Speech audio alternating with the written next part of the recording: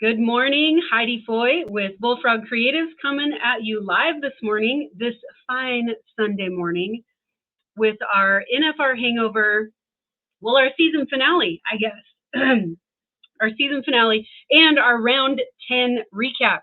Listen, there's a lot of information that we're going to share with you guys today, probably some more stories, so we will get right to it. Let me get to the right slides here. All right, we want to give a shout out to our partners before we get too far into the show. Cinch Jeans and Shirts. I am proudly supporting Cinch Jeans today. Well, actually jeans and shirts. There you go. And we're super grateful for them. This is the fourth year that we have done the NFR Hangover and the fourth year that they have partnered with us. We're very thankful for them. Branded Buzzworm. You guys, I keep turning back here when I talk about Branded Buzzworm because they were so gracious to give us shirts to give away for our NFR Pro Fantasy League go-round winners. And then also we've got shirts, we've got caps, we have coffee cups. So we will be sending all the things out. This is last year's cap. I had two left. So this is last year's cap. We're going to have a new design for this year. And Branded Buzzworm is going to help us bring that to you guys. There is still time. I keep saying there's still time to get some Christmas gifts, but even if they're not in time for Christmas, you guys, NFR Hangover is the promo code, 25% off at brandedbuzzworm.com. And 180 Project, it's your turn. I want to give a shout out to Tony. Thank you for all of your support and your time. Garden City Community College, bringing us Jim Boy Hatch, who is the rodeo coach over there. And Bullfrog Creatives College Rodeo Recruitment Coaching Platform. If you are not familiar with this, check out bullfrogcreatives.com. All right, you guys, without further ado, let's go to it.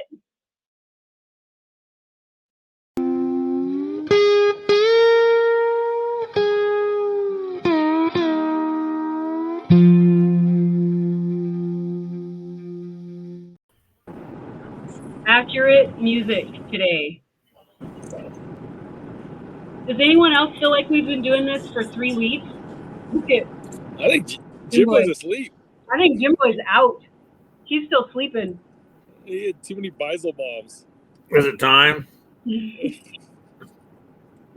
is time. How many guys are sitting around in hotel lobbies this morning with that look on their face?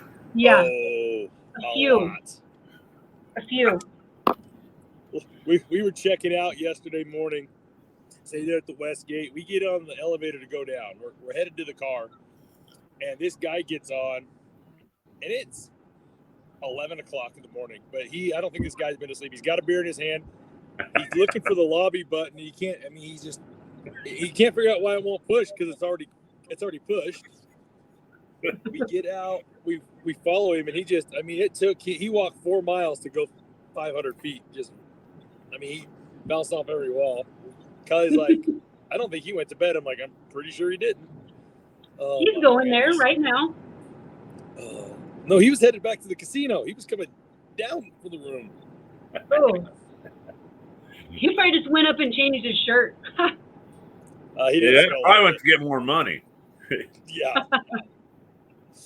Oh, how about goodness. This I don't really use ATMs. I take enough cash with me and I hide it in the room or put it in the safe in the room. And when I leave in the morning, I'm like, this is what I'm spending today. This is my allotment. But there's times I feel it. I feel it. This machine's going to pay her, or that dealer really likes me, so I go back and get some more. This was the winter, and we did a lot while we were out there. We were there for 2 full days, but we did a lot. Still didn't get. I got to gamble at the South Point on a machine for 15 minutes waiting for a table. Lost 20. Charlotte and I lost 20, so we go to sit down. Table's not ready. Hey, one cleared 60. I was like, oh, I'm ahead. Put 40 in and got 100 out. Winner. I've found that if you just try to pay for your next meal, that's the way to do it out there. But what's that right now? A little ahead.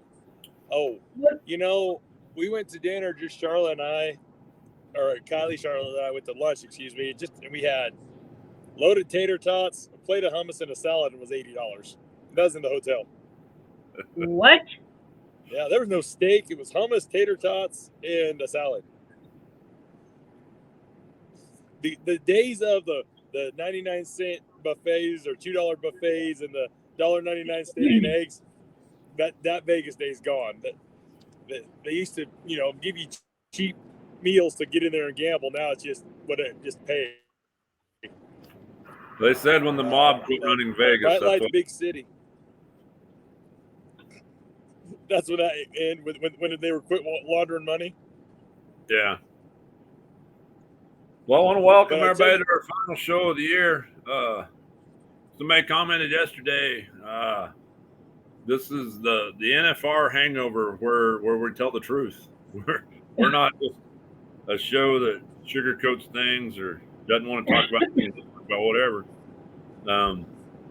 Might have a few rumors this morning, but anyhow, I don't know.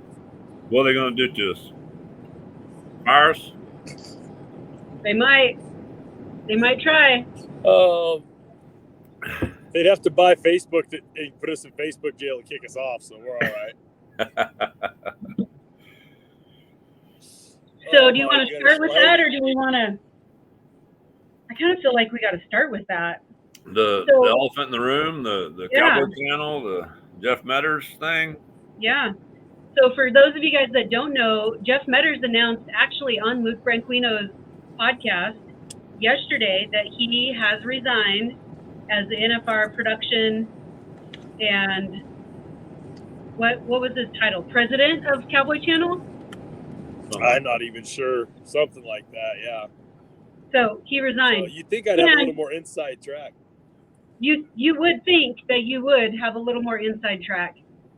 But I'm guessing, listen, I get it. I'm guessing that he's probably supposed to be tight-lipped about what's going on too. Yeah, but I told him, hey, I'm your brother. I won't say anything except on my show. Well, maybe word's getting out. How many people are starting to watch? I don't know. Well, the rumor is, I guess it is effective. Jeff will be done first of the year, January 1. He's done. Yeah. And the rumor is kind of that Taylor Sheridan's buying the Cowboy Channel, not Teton Ridge. Teton Ridge supposedly made him an offer last year, I guess. I think it was, yeah. They've made him a couple of offers because I think we've talked about this before.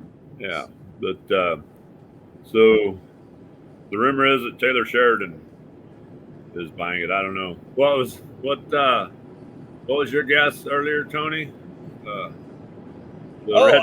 think next Red Carpet's going to be hosted by Beth Dutton next year. She's going to be going as girls are walking up. What are you Buckle Bunny Mafia looking women wearing? What are you trying to get? And then Rip would be the one announcing the rodeo. That was no crossfire. We're taking that judge to the train station right now. Rockersteiner should have been 955 points. We're going to take that one to the train station too. Bring a whole new bunch of judges in. I'm cleaning up my language is how they would do it. Oh. Well, I was trying to go. There was very little talk about the Jeff Metters deal last night on Facebook. There were a couple of people, like 10 Texas Media kind of put some stuff out about it. I mean, there were a few people talking about it, but not a lot. Well, like I say, I had, to be honest with you, we were driving back to Arizona and I didn't watch any of the shows. I didn't know anything about it till 10 Texas Media posted it on, want to know if we knew anything on Facebook. So that's when I reached out to Luke and he's like, no, I don't know what's going on. So, well, whatever happens, I think Rip and Beth's segment. Whatever happens, Rip and Beth's segment would be outstanding. Yeah, that would be good. I just hope the quality remains or gets better. I just hope it don't go downhill because we all come to expect. I mean, it's been nice. It's been a great thing. We appreciate what Patrick has done and the RFD and all that. But, who knows? Maybe if somebody else does take over, they'll find out about us and they'll want to bring us all to Vegas next year. And then we can do the true NFR hangover. We can video guys walking in the casinos the next morning. Or like the guy on the elevator you were talking about a while ago, Tony, that was having trouble hitting the buttons. Well, and I'll be frank with you, I was just going to say, I don't think anybody cares who owns the Cowboy Channel as long as we're still getting quality content. Well, I mean, it gives us something to talk about for sure, but 100%. And, you know, Taylor Sheridan, if you're watching, we would love to be there in Vegas, just putting it out there right now, trying to get ahead of the curve. We are available. We will make, you know, friendly contracts. I will say, last night, this thought did come to my mind when I seen the deal about Brett Steven, and I went to the deal with Steve Kenyon saying, you know, it'll be the last time you hear his voice announcing the NFR or whatever, doing the commentary. I'm like, well, shit, we're going to lose Tony now. We're going to have to find a new statistician for this show because, you know, he's going or to he'll step just up. get up and join us each morning, the morning after. But I would, you know, I would not. I'm not abandoning this show. I'm going to be there. Oh my goodness. Well, how about that bareback riding? Whoo! I tell you what. And Butch and Jeff said it on the telecast. Jess Pope, the first mistake he's made on a horse. I mean, it wasn't a big mistake, spurred over the neck there, but it cost him winning the average. He was 78.5 points, but that opened the door. Keenan Hayes goes 90 in the 10th round, wins the 10th round, wins the average, wins the world title. Oh, yeah, wins Rookie of the Year. Jim Boy, you called it last year where we talked about this young man. You know, why didn't he buy his car, go for Rookie of the Year? He won 100 and some thousand on his permit. You're like, oh, they've got a plan. That family's got a plan. And, well, I tell you what, if this was a plan, they executed it to a T. Well, and I'm just curious. I've seen a little bit of the footage of the post 10th round activities in the locker room that some people may or may not know about, but it's always tradition. The bronc riders, the barrack riders, the bronc riders, maybe some of the bull riders, I don't know, but they join up in the locker room and have some wrestling matches, and some are friendly, some get a little heated. I'm kind of wondering if Keenan and Rocker might have squared off in the old circular action in the locker room last night. That'd be interesting. Caitlin, I know you're watching. You'll have to give me a text and let me know on that. So that is something I didn't know. Yeah. No. Oh yeah. I was some years ago when I was there. It was when Casey Coletti was riding, and I was going to. I was outside waiting on him, and couldn't find him. Well, then Logan Hodson, bareback rider from Canada, comes walking by, and he goes, well, "Come on, let's go." And so he was looking for somebody. We run into TJ Corco, and he says, "Oh yeah, they're still in the locker room." So it's after the 10th round, no security, they're done, and we make our way down the locker room, and it's full fledged. It's entertaining, and I'm really surprised I seen what footage I did. I almost screen recorded the Snapchat, but I'm like, nope, I ain't gonna be that guy. I do have some footage on one of my old phones around here, but yeah, it's entertaining. Like that night, a particular bronc rider that's known as being wild had a Culligan water jug full of beer, dumping it on them as they're wrestling. I mean, there was a tag team match between the Crawleys and two of the rides. There was some pretty good, and then my friend Fort Shear, he says, and the next match is Jim Boy Hash, and I turned around and I ran. I was gone. Ouch. Yeah, I'm gone. Oh, that. Now that would be vintage, classic footage to have right there. Yeah, that's. I don't know how many years that's been going on, but it's entertaining, I guess. So. Wow. I hope that I'm wondering if this is the year that Jess Pope can get the silent E back in his first name. His name is actually Jesse, Jess Pope, but when he first came on the scene, all the announcers were calling him Jesse Pope, and so I'm guessing when he turned in his card application the next year, he took the E off, so just Jess. But You know, we'll see if Jess is well known enough now that he gets the silent E back on. No, they're gonna think some new guy come along with a similar name. We're just gonna use it. Oh, look, there's another Jess Pope. Well, Oh my gosh. And you know, like I say, Keenan set the world on fire this year, and it was amazing. But we got to realize Jess Pope winds up your reserve world champion, and he didn't start rodeoing. I mean, he was hurt up until what, middle of spring or so. Well, he got hurt at San Antonio, I think, is one of the last ones. Okay, remember right. And it took him a while to get back in the groove of things, get healed up. Yeah.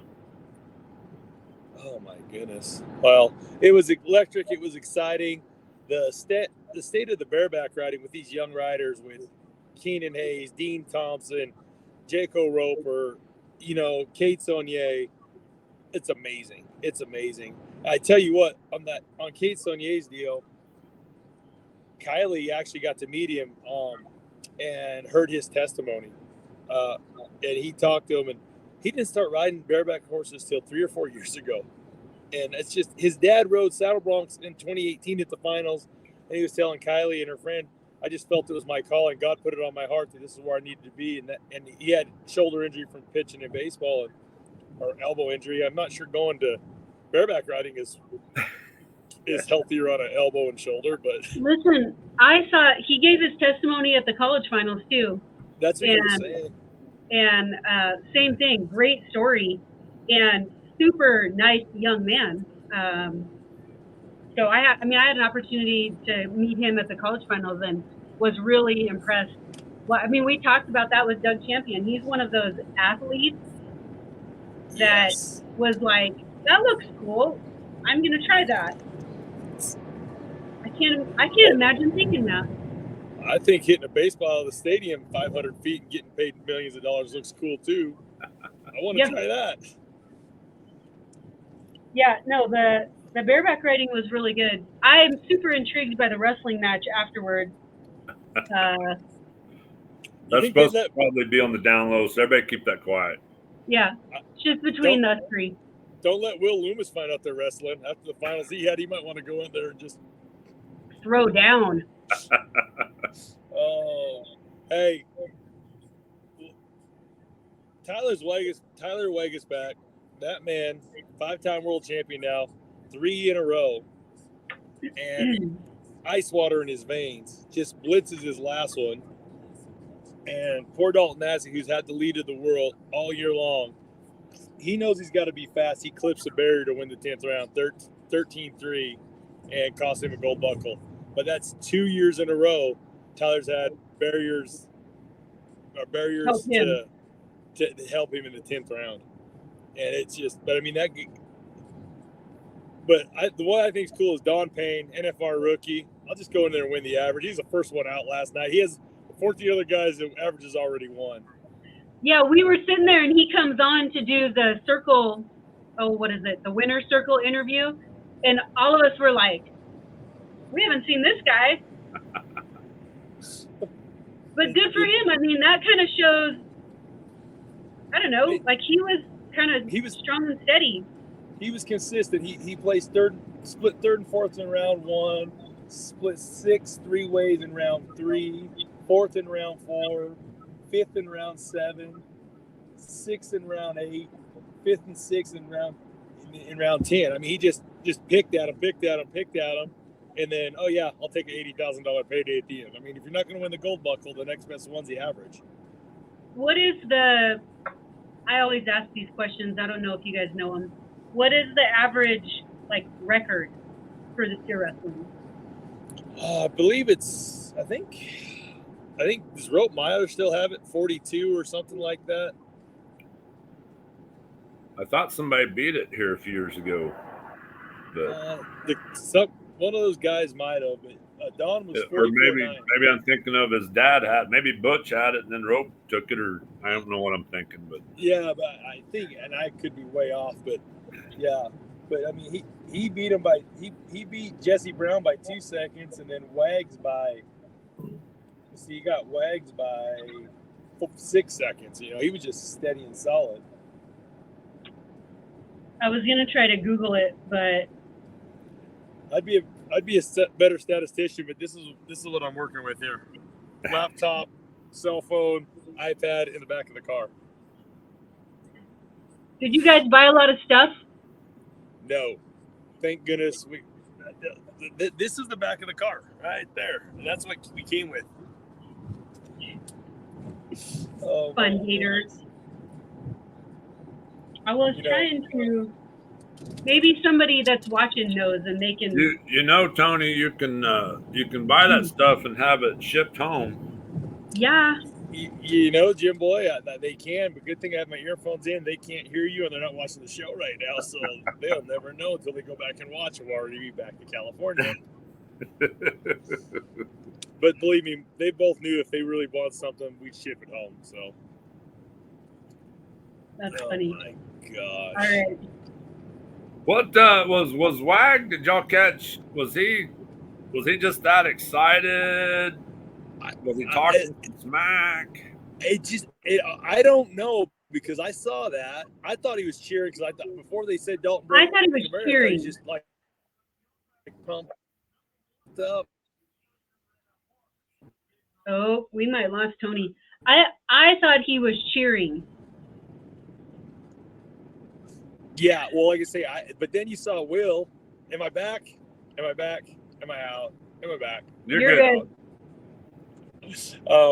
You saw Will almost come up to him and kind of like, hey, congratulate him, but like almost like, hey, calm down, just take a breath. So I thought he said something effective. How about that? That's what I'm talking about, or take that, or I don't know. I don't know if he's hollering at the judge, if he's still kind of, you didn't slow me down that much. I don't know. Yeah. Yeah, it's really hard to say. This is when I know that my lip reading is way off. We need to do one of those. We need to do one of those sideline lip reading things and like edit, like they do at the NFL. Oh. Like edit it, and I'm not that good at editing, but that could get interesting. Speaking of that, that would be fun. Since I kind of touched on that little deal with him, I think. There again, this could be rumored, but I think they had a judge kind of, they're getting prepared for instant replay. I think they were kind of going through the scenarios, looking at it, and I think they're seriously kind of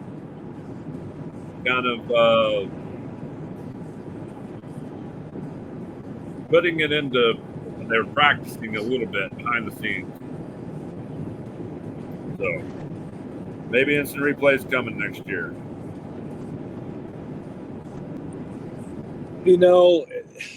I think it's closer than we think, for sure. But, yeah, I don't know. I think Las Vegas events they're going to push back against my personal opinion, because they don't want anything to slow the rodeo down. They just want to keep it rolling the whole time. But you take that and $18.75 in Vegas, you can get a small cup of coffee in the casino Starbucks. Maybe. Hey, did y'all see my post I put on there last night? Yeah. Looking for the 11th go round. That cracks me up. How many people tried to sell you tickets?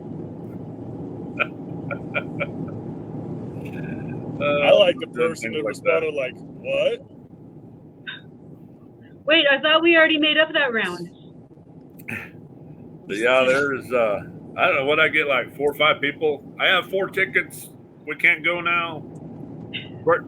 Send me a PM, I thought that's pretty good. Just Venmo me $50. I'll send you the tickets electronically. Yeah.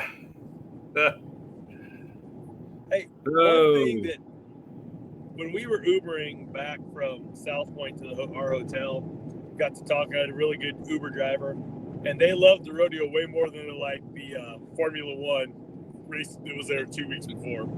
Oh yeah, I'm sure. So before we go to the team roping, I did have one of our fans asked me last night, if the payout is so good at the South Point, why do the guys rope the NFR? my explanation to that was, well, the big payouts at the South Point are the lower number ropers, you know. Yeah. And the PRC, the NFR ropers, that's been their livelihood all year long. You know, it's not just that 1 week out of the year. You know, if you didn't make the NFR, then you might see some of the guys roping down there in South Point for Arizona right now. But, and then I was also asked if we could explain the numbering system a little bit. So for those that don't know, however many years ago, it's just you go enter or open. It's all just open jackpot roping. And then I believe Danny Gentry, was he kind of the first one that came up with the numbering system, I believe. The Coors ropens, I know they had the Brown Emerald or not, but they came up with the handicap deal where they could kind of number people and started off at 1 or 2. I think 1 nowadays is a 3 kind of change the year. When you get up to 6 plus, you know, when you get up to an 8 or 9 point roper, they're pretty handy. But so when you enter a 10.5 roping, both your numbers can't be over 10.5. So that's how the numbering system. You add the numbers together. Yeah. So there's how the numbers work. But how about that team rope last night? Tony, are you still? Oh, come on. Golly. Don't leave me to talk about stats. Listen, I'll be reading off the wrong page for crying out loud. All right, I'll give it my best. Team roping. I don't even know where the average is. Oh, now he's back. Better hurry up and get the results from him. All right, give us your take on the team roping. We went like there was a cactus that we passed and blocked cell service for like 2 minutes.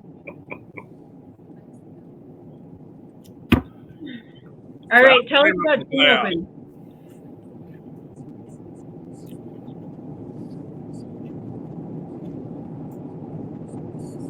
We're gonna have to pay him more to get better cell service.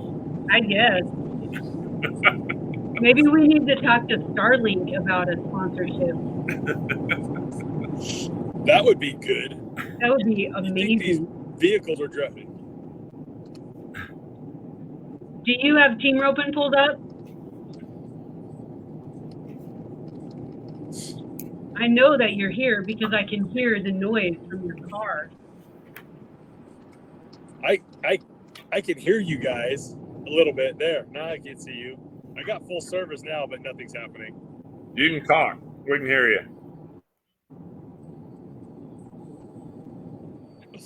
Oh my goodness, the cell service. You're both frozen on my page.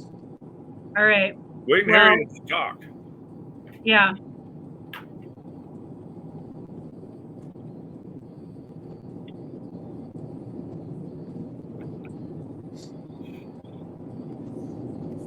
I sent him a message, so we'll see if he picks it up. All right. And he's gone. Well, all right. I'm going to muddle through the team roping then. This is going to go great. So in the 10th round, Tyler Wade and Wesley Thorpe win with a 3.5. Tanner Tomlinson, Patrick Smith. That hill That's shot. round 9. See? Well, this is what happens. Well, I'm just going to say I'll just kind of go down through here. Yeah. T. Wade and Wesley, they kind of had to be decent. They didn't have to win the round, I don't think, when it got down to them. But that Wesley, that was a shot. That was a lot of pressure right there to make that shot to pull it off. Some of these other guys, you know, they had some chances, but squandered them a little bit. You know, some of these guys could have won a lot more last night just by making a decent run and still being good in the average. But I guess you never really know what's going to happen behind you, you know. But let's see. Jake Clay, he missed another one again. That was one of my teams. I'm like, yeah. Clint Summers and Jake Long, they roped outstanding all week. That was a fun team to watch, and I think maybe just because Jake had such a great attitude this week, Yeah. they were just, I don't know, they were fun to watch. There was some interesting dynamics in the team open this year, like just a little bit more. I felt like we knew a little bit more of their stories this year. Yeah. You got anything to say, Tony? I take it we're talking. Yeah, if it doesn't freeze me out again. Team open. Oh, man, Derek McGay and Colton Todd was just a feel-good story right there. Two best friends. Derek's wanting to quit rodeoing. His grandma says, you're going to rodeo till I pass on. And so he goes and grabs his best friend, and they go and win the average. I love their interview. And Amy's like, so Derek, you know, as many times you've been here, you've never been close to winning the average. He's like, yeah, you're right. But to do it with my best friend is amazing. And Colton, how's it feel? Yeah, it's pretty cool. Okay, on to the next one. They're probably already back in Arizona busting wild cattle out in the freaking brush. No, watching Jake long rope, like you guys said, that was pretty cool. You could tell he was having a good time. And just seeing some of those guys, they were enjoying it. Yeah. They're really enjoying the roping. I thought it was good to see Nogueira come out last night and make a good run. I think it'll be really interesting to kind of watch as his story starts to unfold a little bit more publicly anyway, and see what his kind of prognosis is. Junior, yeah, I didn't get all that, Heidi, because like I say, another cactus we drove by and it blocked me.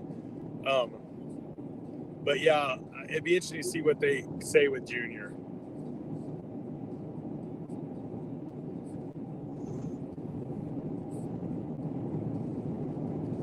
Let's see. Where'd my notes go? Well, what was next? Bronc riding? Yes, sir. Well, Zeke Thurston, he did it, and I had a good feeling going into it. But he rode outstanding all week. Drew good last night, used him. Wyatt Casper, he got on the horse of the year, Explosive Skies, and I knew that would be a battle for him. So that didn't end well for him. But Zeke Thurston, where'd he come in at? Come in fourth, worked his way up. Sage Newman rode good. He just couldn't draw as good. So.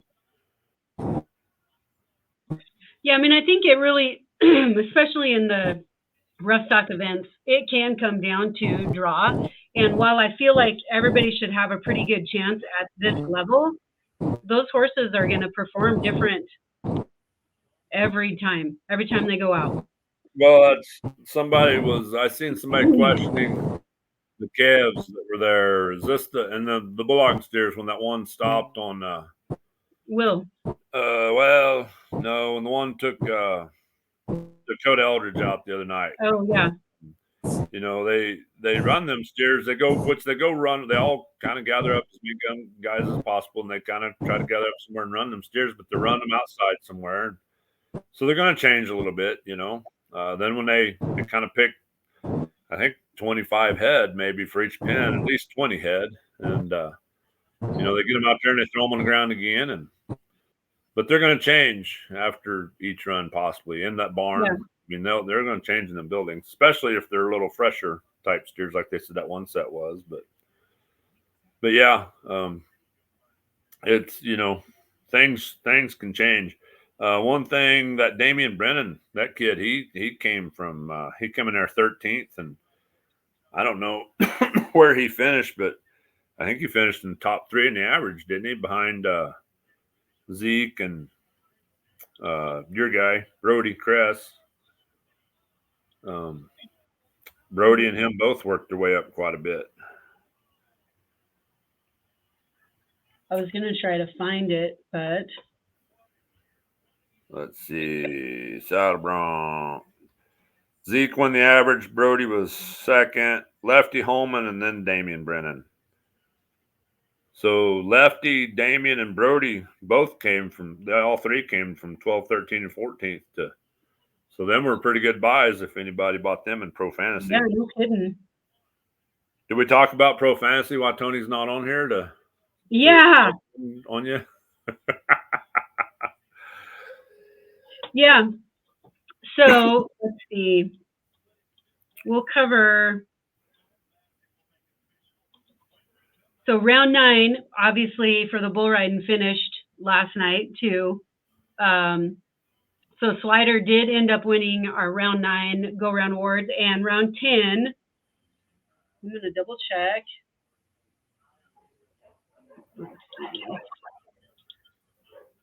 Slim with a tilted brim.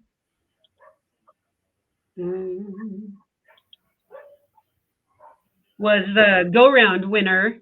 And I will say, so Slim with the tilted brim is Sean Wilkinson, who is my brother.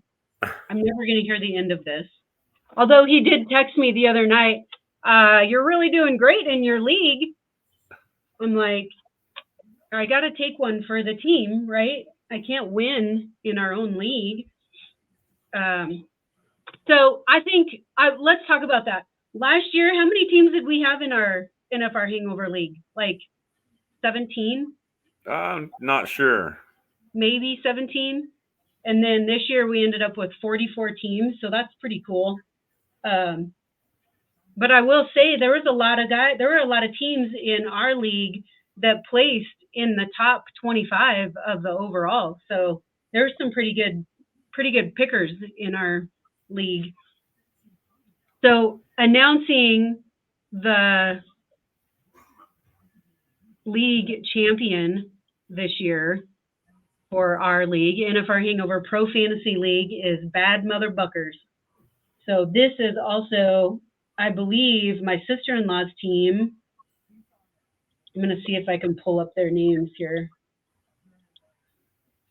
But they do like three teams, I think. Let's see. Yeah, Bad Mother Buckers is Evie Wilkinson. Huh. So that's pretty cool.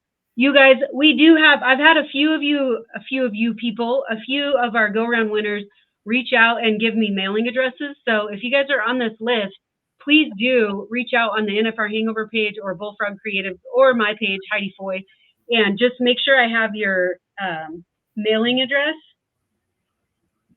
because we'll get some stuff sent out. We're waiting on some baseball caps, some of our caps to get embroidered, and then we'll get everything sent out. I'm hoping we'll be able to mail one of each, like a t-shirt, a cup, and a hat. So you might get a combination of some sort. It would be wise for you to send me your shirt size. Otherwise, it'll be like winning a shirt at the parade and you'll get like a triple extra large that you can't do anything with because nobody fits it. So thank you guys so much for playing with us this year. I feel like it kind of adds a little bit different element to the rodeo. I mean, I think we all enjoy watching rodeo, but this gives you a little bit of skin in the game, kind of. So it's super fun. I know that Tony is currently driving around Arizona. Maybe he should get on top of one of them saguaro cactuses. Yeah. Climb up it. Well, in the calf roping, they say so Caleb Schmidt is retiring, I guess. Oh, man, he went out on a good year. I mean, he didn't win, but he had a great finals. Well, it comes a time. How old is Caleb? I'm not sure. I don't know. Maybe he figures if he can't go back with that horse, I don't know. But yeah, he did good. But Haven, what a monster. That calf, Joe Beaver's talking about how sorry that calf was last night. Wasn't going to be no good. And he had it on him, got to him, had him on the ground. And Made him a good calf. Yeah, he tried straining, but he already had a wrap on him, and he gave it the old timed event double tug pull, and kind of making sure he was staying down. And but yeah, he set a new average record, I guess. Yep. So good for him. That he did good. Tough had a pretty good finals. That one hiccup the other night when he missed that one and lost his string, but I guess I need to pull up that average. Let's see. Tie down. Haven Riley had a good, it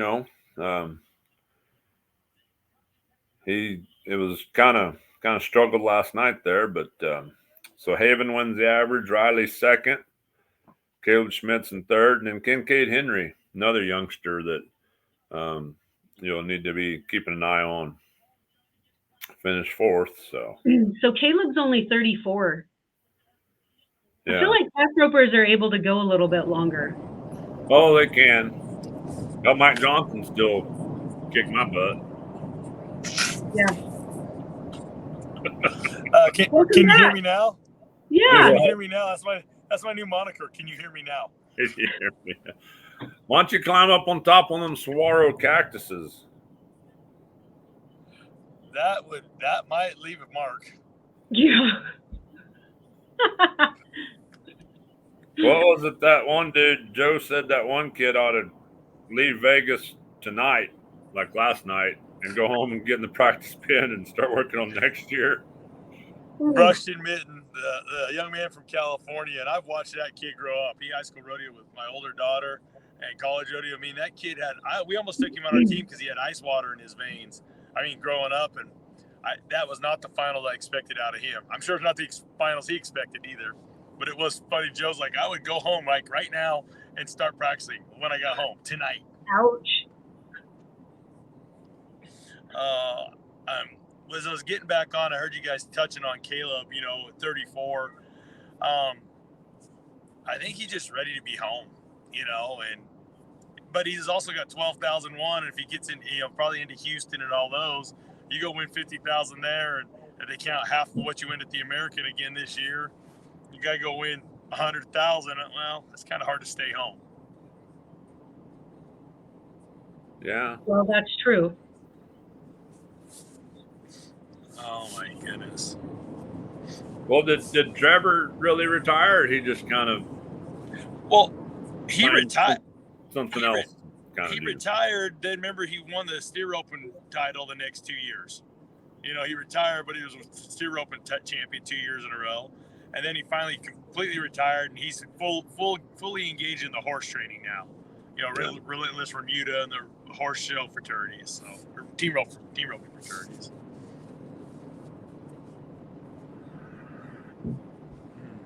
So you basically, I mean, you don't ever really step down from rodeo. You just step down from the NFR stage. Yeah, going full time, and I mean, I'm sure he'll enter some, he may be one that just completely hangs it up. Look what Sid Steiner did in the Bulldogging, it just depends, But out here in Texas, Justin Moss, he's not rodeoing anymore, but he's training calf horses. Maybe Caleb will go to training calf horses, or there's always something. It's in their blood. They're going to do something. But he's looking behind him at the wave of this young talent. The Kincaid Henrys, the Riley Webbs, the Ty Harrises, the Weston Hugheses. I mean, we think of Haven Medjid as a seasoned veteran, and he was 2019 when he won the world. He was 18 or 19 years old. He's not that old, So it's just like the bareback riding. The youth movement and the tie down roping is it's strong, and the future of it is looking bright. I tell you what, you go to these 18 and under jackpots down here, tie down roping jackpots, or 19 under in Texas, and they're a whole pile of the Weston Hugheses, Ty Harris's, Kincaid Henrys, Riley Webbs, John Dowsh's, Corey Solomon's. These kids are just fast. There's no backup in them.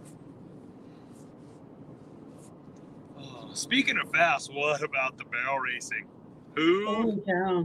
I mean, it was exciting to see Lisa win the average, but I mean, even her coming in, know she's got a shot, but to have both girls tip barrels was shocking. But I kind of think it's fitting for her to become the winningest barrel racer in WPRA history to go and add that $80,000 NFR average title to it, because she'd never won the average before, I don't believe. No, I don't. I think you're right. I think she was on track to win it last year and tipped. Yep. Yeah. In the 10th round.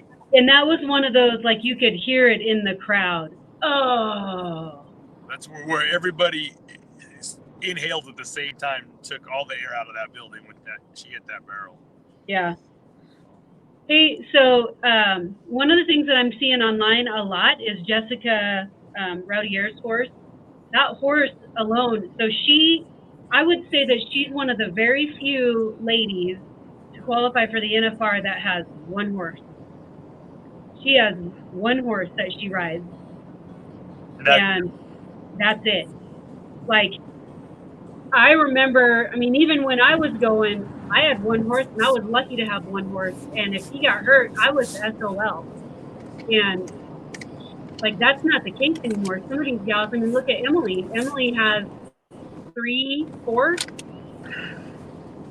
that she kind of bounces between, giving her, she has like a main one, but they kind of bounce. So kudos to Jessica for that horse. That horse alone has won over $1 million. That's pretty cool. So, I mean, like you said, especially in today's day and age where, these girls, and rightfully so, if they're in the position where they can have multiple horses and backups to where, hey, we're going somewhere, we got a season 1, let's keep our good horse, give him a week off or whatever. But yeah, that is pretty cool. Speaking of Emily, Jim Boy, what do you know? Was she just let Liza have a night off, or just giving Chongo one more shot in the building, or? Yeah, I don't know. There's no she, I didn't talk to her any. I was just talking to Tom. She had enough going on. I try not to bug her, and Tom's kind of, he's like, I've gotten to where I just got to stay quiet, just smile and do what I'm told, and feed them. But it's just kind of, I don't know. I mean, you guys know as well as I do. It's when you're in a situation like that, you may not know until dang near go time. Right. And you're the one sitting on them feeling it. It's kind of like, when Nick Guy's horse spun out on him last night. I mean, you can sit there and you kind of, I figured Wag's horse Casper would be the one to spin out on somebody this week. And, that's a tense feeling, and you almost don't even feel it coming. If you've been on one enough that you might do that, but it's just a feel thing. And so I don't know. I'm sure part of it with Emily is where she's at on the ground and whatnot.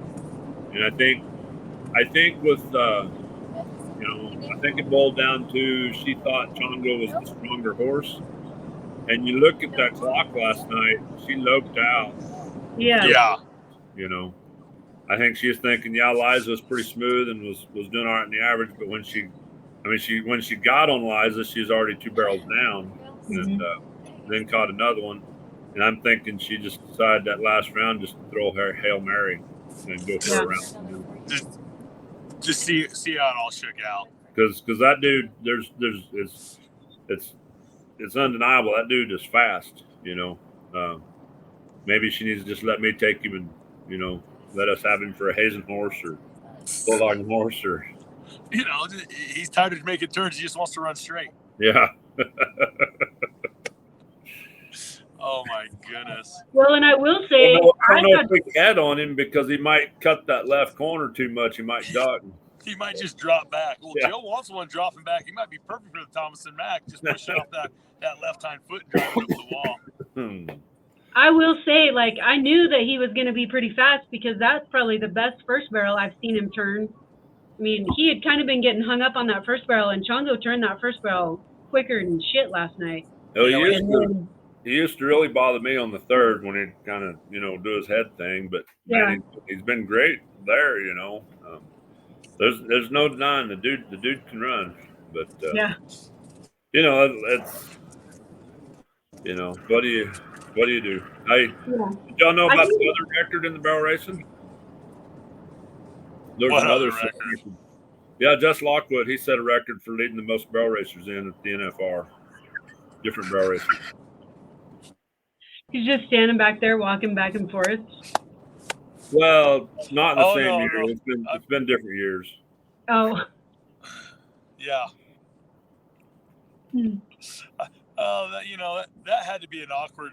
I mean, probably not, but it would be awkward passing in the tunnel. You think? I don't know. Do you know what I'm talking about, Heidi? I can guess, but you should tell us. Well, he was married to Haley Kinzel, and now he's with Paige Jones. Okay. I figured it was something like that. Yeah. He had to be pro. Huh? He's a pro now. Yeah. He is a Buckle Bunny pimp.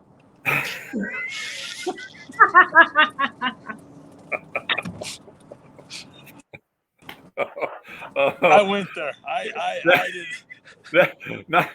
We did just have the breakaway ropers hating on us now. Right.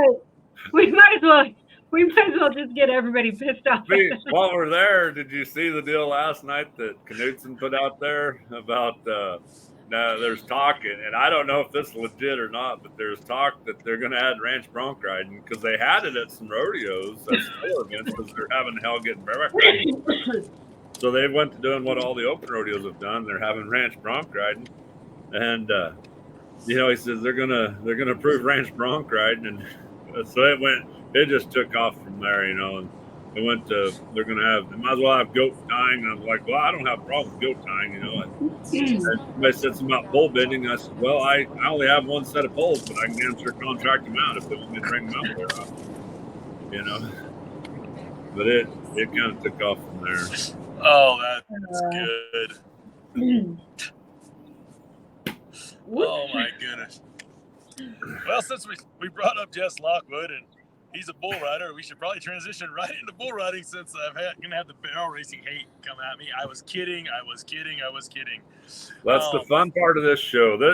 This show here, this came about because that's what it's about. I mean, we talk about fun stuff, and man, if you're in the rodeo world, we all know we talk about out behind the trailers, and it's all just fun and games and kidding, and we try to keep it clean and wholesome. Even our guest yesterday kept it pretty clean and wholesome. And did we set a ratings record there, Heidi? We did. I think we hit over 50 live viewers. I'll have to go back and watch the replays. You had to be a little nervous when we first started, huh?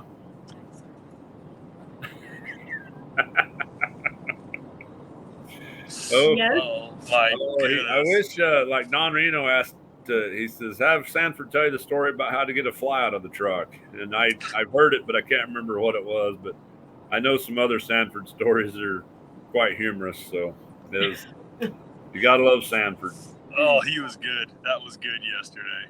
But yeah, the bull riding, man, I hope Kai's okay. When they said he had a pinched nerve from that night before that little wreck, but man, hats off to the guy. He's dang sure tough, and I think he and Stetson. I know Stetson's going to be. They said laid up from 6 months to a year, but he said I'll be back here next year at the Thomas and Mack. But I think he and Kai both are going to need a little R&R recovery time. Yeah, I don't see them in the practice pen today. No, but I tell you what, Kai had the world title sewn up before he got on either one of those bulls yesterday. He was riding for heart, grit, determination, and if possible, another $60,000 in go-round money. But after he bucked off the 9th round bull, and we knew he wasn't getting on, Sage had to be 75 or 77 and a half to overtake him for the lead. And Donnie's like, well, if he rides him, he's going to be 90. I tell you what, Sage was fixing to be 90 plus. You know, he had that touch right there at 1.7 or something, but he was fixing to make a statement right there. Was he on the bull they had to cross tie him in? They had a halter and a cross tie, and I think they had a jiffy jack underneath him, propping him up and everything else. I'm like, golly, if you know it's going to be like that, they really brought him. I mean, yeah, he's good, but my goodness. I don't know. And you know what was funny is Donnie said they might not ride more than 1 or 2 in this round. Well, some of those guys at Hayes weight, some of those guys that hadn't rode real well all week, they got tapped off in that round. You know, they're kind of like, hey, can we run 10 more? We're getting in our groove. We're ready now. Yeah. But, you know, and I think the PRCA, because isn't Sage going full-time PBR? That's what the rumor is he's full-time PBR. He made mention on one of Teton Ridge's shows, I think, about doing that. Yeah, so. Speaking of the PBR, I kind of questioned. I seen they had the stagecoach out there last night, and I'm like, well, they done that. They said something about JB Mooney and presenting him a guitar, and then the announcer, Jeff and Butch, say, yeah, he's won $7 million. I'm like, he only bought a card, and I know he bought a card more than 1 year, but he only went to the finals that 1 year. Yeah, he won. He's a $7 million bull rider, but he won 300,000 of it in the PRCA. Yeah. I'm all about promotion and selling the sport, but I kind of thought that's cool they honored him, but at the same time, they should make it mention he's a PBR, 2-time PBR world champion, $7 million bull rider, but. Yeah, I'm pretty sure they're not going to acknowledge anybody for being the rookie of the year in the KPRA and winning the 40-40 team roping for 10 years in a row. Hey, what's Tony Branquinho and Jim Boy Hash doing out there at the stagecoach getting guitars? Well, they won the century roping over there at the South Point 6 years ago. But I think Heidi Foy gets an excellent media award for having to put up with us and keep us on track, Jim Boy. Yeah, and sorry I didn't get a guest lined up this morning. I was working on Keenan Hayes, but I'm guessing he's a little incapacitated this morning. And I reached out to a few others. They had commitments. One guy reached out to him this morning. He just saw my message a little bit ago, and I said, well, maybe next year, which I don't even want to mention that yet. Oh, I love it. Oh, same. Yeah, I did not. I'm seriously going to reach out to Starlink so I don't have to drag my butt to town on the weekend. I'm going to make sure I'm at a spot where I'm not driving next year for at least a wrap-up show. Well, you'll be at your hotel room because they're going to have you taking Jeff Metters' place, announcing the rodeo. I doubt that. My brother won't put a good word in for me, so, Listen, you won't even give us a scoop, let alone. Hey, Luke's going to tell him, he used to be fat. He can be fat again. He won't look good on television, you guys. We can't use him. Oh, but no, I tell you what, the rodeo this year, it was good watching. I mean, there was a lot of things right from the get-go. Stetson injury, we knew he was injured, but, he's going to be all right. He'll make it through. He was out after 3 rides. It set the stage for the bull riding to, because he had a big lead in the bull riding, and he's going to ride probably 3 or 4 of those bulls, of his bulls, but it let Kai come in. Sage had a shot up until round 8, or when Kai won that 100,000 in that one round. Sage gave himself a legitimate shot at his 8th gold buckle at Ty Donnie Gay, and so that was interesting.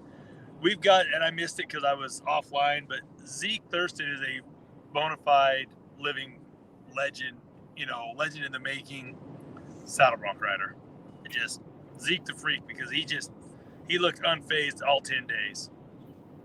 Tie down or steer wrestling, Tyler's Vegas fact, 5 gold buckles. You know, he ties Luke with 5, and the other guys that have 5. He surpasses Steve Duhon, Oatberry, those guys with gold buckles. He's chasing Homer Pettigrew's record, of 6 now, and he's fairly young.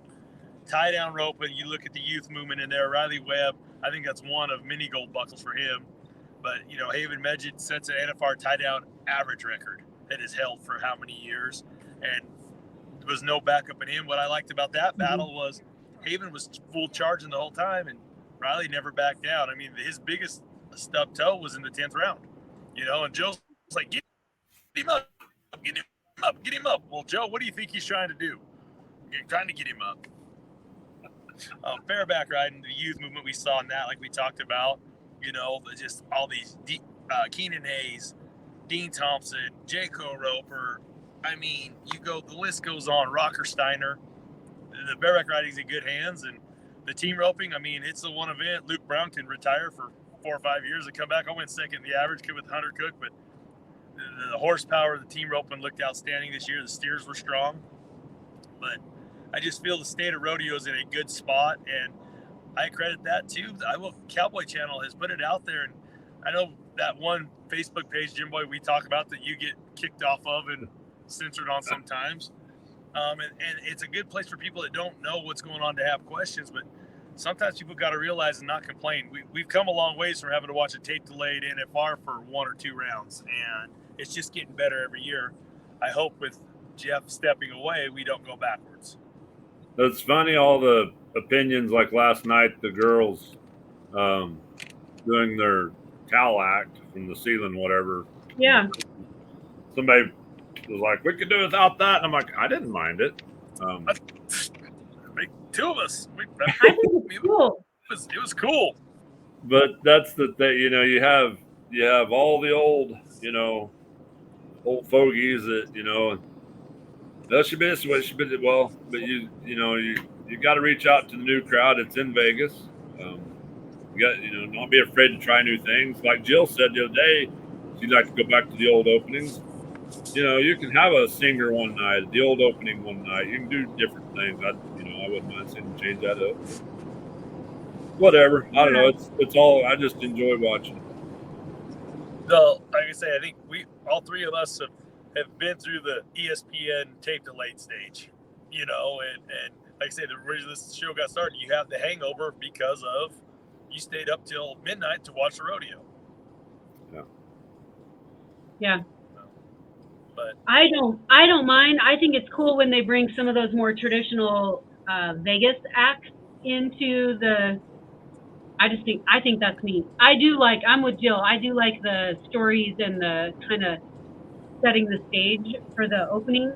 I liked it when they did it at the CNFR too, and it seems like the CNFR is moving more towards this highlight reel from the night before also. But it's like Jill said though too. The rodeo is Las Vegas events. They're the ones that are they're the engine that runs the National Finals rodeo, and Vegas is an entertainment town, so they want glitz, scrambler, they want you fired up, they want and so that might be, hey, this is what we need for openings. But yeah, I just love rodeo in general. Kylie got to go. We didn't go to the perf. Kylie went one night. She hadn't been since probably Luke's last year in 15, it might have been 15. And she texted me, I missed this. And just the energy inside there, And I text back, I'm sorry I didn't qualify the last 6 years. I will work harder at it. But, I mean, and look what they've done. I remember going, even Luke's our first year in 01, you walked in and you just walked through walked up, went inside. Now it's a whole rodeo zone out front. You can buy tickets just to go there, or standing room only tickets. They've made it an experience, and rodeo's evolved a long ways over the last 20 years, and it's just going to keep growing. So I'm excited for the future of it. The best thing that ever happened to pro rodeo and the National Finals rodeo is the NFR Hangover show. That has been the biggest shot in the arm to pro rodeo and the National Finals rodeo is this show right here. They may not know it yet. They may not know it yet, but we are the best thing to happen to them. It's been a shot in something. Well, you guys, we're up on an hour. Oh, one thing I do want to say. I say that and then I go back. I shared that video last night. I don't know if you guys saw it. That Jace Catlin shared about the gate guy. That is. Did you see it, Tony? Oh, I saw his hat. Yeah, my brother Casey's got one like that. I thought he might have stole it from him. No, not the hat. The gate, the latch guy, the guy that's tripping the latch on the gate, literally winked at the cameraman. Oh, I did not see that. Like, legendary. Yes. Nobody's even looking at the gate guy. And I will say, I don't know how that guy caught it on camera. Like, he had to rewind it and watch it. Somebody had to have told him that it happened. There's no way that you would catch it. Because nobody's looking at the gate guy. You're looking at the cowboy getting ready to nod his head. So. The gate guy is Dusty Duba. And we've mentioned him on this show before. Like Mike, I think, mentioned him. He's one of them guys. He's like Sanford. He can drive a truck. He can fight bulls, pick up broncs, load, sort. He knows all the facets of rodeo. There's rodeo bum of the night. Well, that's what I said. Hey, with the I got to see if I can find it now. If you haven't seen it, let me see if I can show it. Oh my gosh, I was cracking up. You know him, Jim Boy? Oh yeah. Which I seen Jimmy commented that. That's probably why he gave a bad gate a few times. Because he was looking at the camera, waiting for the wink. Working on his camera game. Oh my goodness. But yeah, we can get in touch with him. I think he's got to be our rodeo bum of the night for round 10. That's you know what. He was on camera a lot, but nobody noticed him. But now everybody's going to be looking for him moving forward. But that's like the gate guy. That's like Tony. You know, he slipped up a few times this week, and then that happens.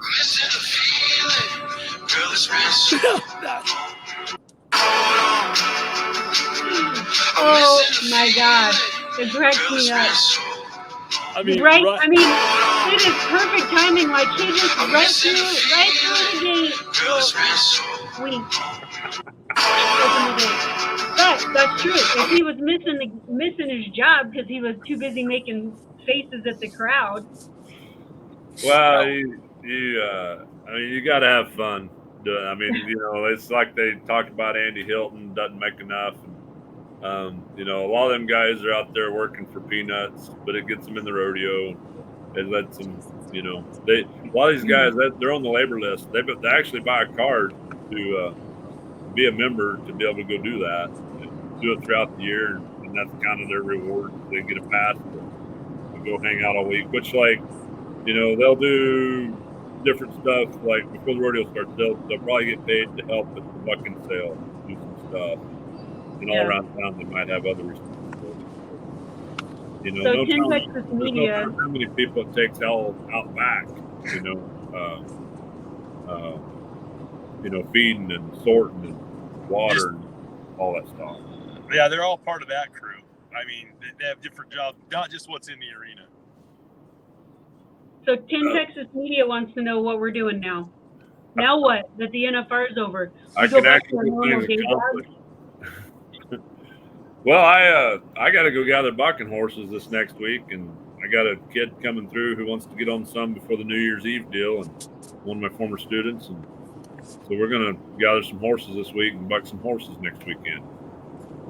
I'm just marketing horse trailers and marketing the 180 project, and another thing I got going, Pure Racing. So Drew Stewart and I we're going to take the barrel racing concept to 5K, 10K races, half marathons and marathons, and we're going to take the Western world influence and go into the running world with it. So it's going to be pretty cool concept. So whoa, hold on, go back. So we've talked about this before. So you're taking like the 1D, 2D, 3D concept to